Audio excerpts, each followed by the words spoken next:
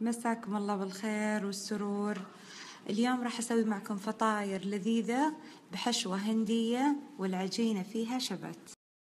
راح أحتاج كوبين دقيق، نص حزمة شبت مقطع ناعم، ربع كوب زيت، و3/4 الكوب موية دافية، 3 ملاعق زبادي، وملعقة كبيرة خميرة، وملعقة ونص سكر، ورشة ملح.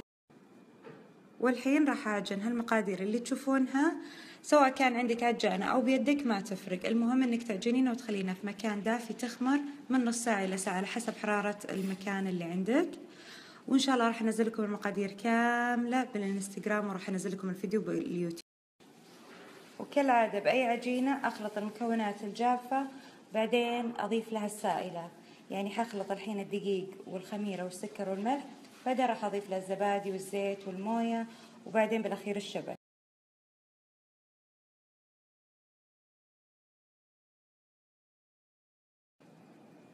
خلصت عجن العجينة، بس ما حطيت الشبت كله، حسيت انه كثير، فتقريبا يعني لو تستخدمون كاسين دقيق خلوها ربع حزمة شبت. شوفوا شلون لينة، بحطها بمكان دافي لين تخمر.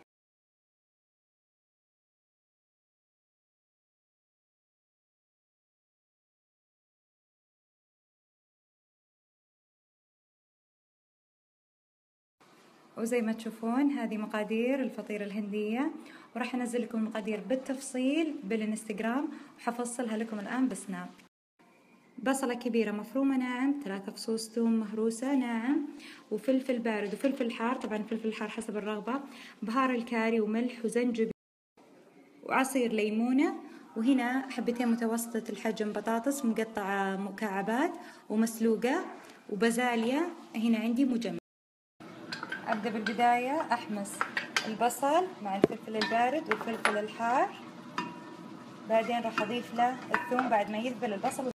بعد ما ذبل البصل والفلفل بحط 3 فصوص ثوم وأحمسها شوي إلين تتبخرون شوي بالثوم، بعدين نحط البطاطس والبازلة، وأضيف الحين البطاطس المسلوقة والبازلة، كسرت الدنيا، والبهارات اللي هي الكاري والملح زي ما قلت لكم، كاري وزنجبيل وملح، وأحمس لا تحمس.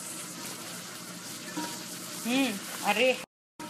ونضيف عصير الليمون يعطيه طعم ترى مرة لذيذ، ونكمل حمس عشان البهارات يعني تدخل في الخضار. الريحة يا بنات مو طبيعية، لازم تجربونها. اللهم اني صايمة ودي ادوقه. يلا هانت. خلاص كذا الحشوة عندي جاهزة عشان نبدأ نحشي العجينة فيها. هطفي النار.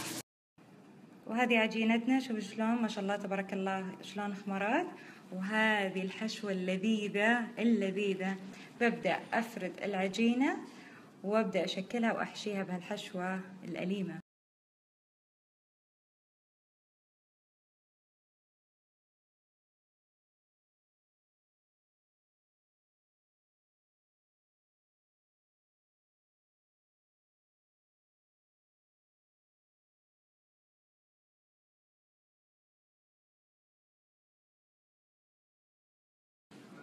وما شاء الله تبارك الرحمن خلصنا فطايرنا الهندية، الريحة مو طبيعية، لازم تجربونها.